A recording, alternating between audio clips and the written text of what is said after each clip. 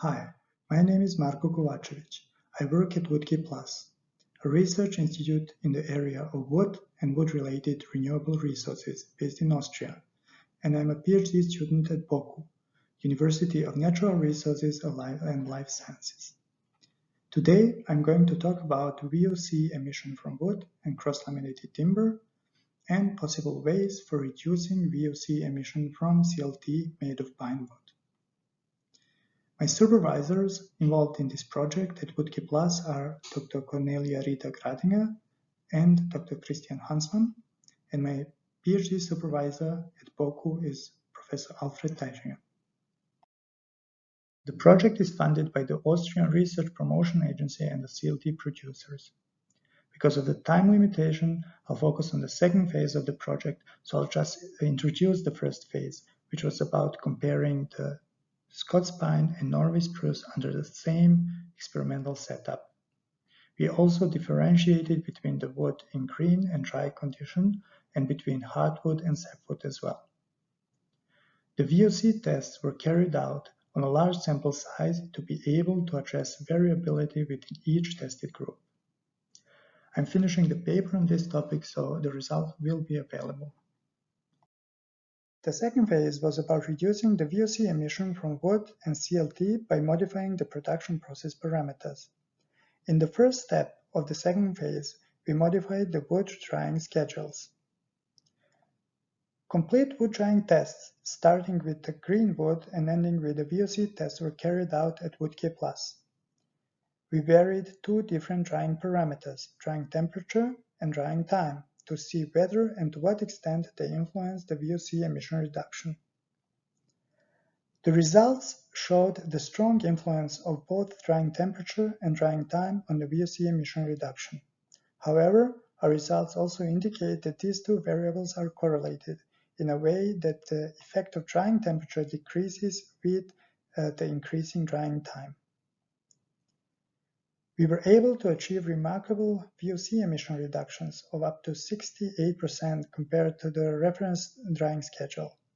Especially good result in a very short time was achieved by using high temperature drying schedule. Another important point is that the VOC reduction is very dependent on the VOC content originally present in the pine wood. So the more resinous wood, the higher reduction. It should be noted as well that not only VOC reduction was achieved by increasing drying temperature and drying time, but also lowering the variability within a single batch, which eventually leads to a much more homogeneous product. In the second step of phase 2, we produced small CLT specimens. The main goal was to test how the combination of spruce and pine in the CLT product by exposing spruce wood to the surrounding air would influence the VOC emission. Therefore, the combined effect of the glue layer and the spruce wood was tested. We also tested pine and spruce separately as reference. Apart from wood species, the effect of drying temperature as well as edge gluing of boards within a CLT panel were tested. On the right, we see the VOC concentration in the test chamber air. We have 4 main groups, and each main group contains 2 subgroups for each of the 2 drying temperatures. We have documented a very strong VOC reduction of over 90% when combining spruce and pine boards. Again, this is the combined effect of the glue layer between the pine and the spruce layer itself. We have validated a strong influence of drying temperature from our previous phase and achieved reduction from 18 to 65%. Lastly, no statistically significant difference between the edge-glued wood boards and those without edge gluing was observed. In the final project phase, we are conducting long-term emission tests in close-to-reality scenario. We have built 4 3 cubic meter model rooms constructed of different CLT variants.